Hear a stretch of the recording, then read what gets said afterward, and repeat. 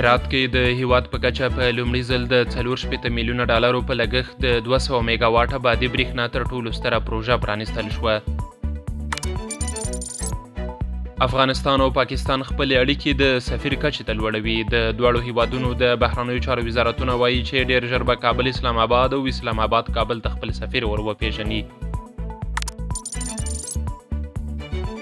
د احصایې او معلوماتو ملي اداره د روان لمریز کال په لومړیو 2 میاشتو کې د هیواد په کچه د نږدې 600,000 برېښنایي پیژندپاڼو د ویشل کېدو خبر ورکړی دی.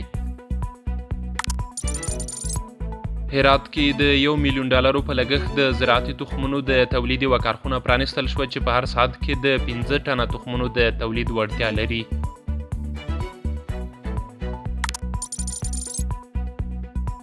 د بلوڅ ازادي غوښتونکو ویاند جنید بلوڅ رسنیو ته ویلي چې جنګیالیو تېر ماښام د بلوچستان سوراب ښار په بشپړ ډول نیولی او هلته میشتې ټولې نظامي دولتي او مالي ادارې یې فلج کړي دي.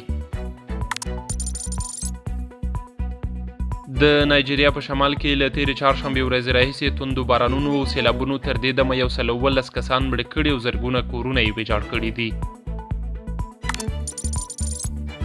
او د فرانسې ولسمشر ایمانویل مکرون ټینګار کړی چې نړیوال باید د فلسطینیانو د لوږې پر وړاندې چوپه خوله پاتې نه شي او په وینا یې که اسرائیل د غزې بشري بحران ته پاملرنه ونه کړي نو فرانسه به پر دغه هیواد بندیزونه ولګوي.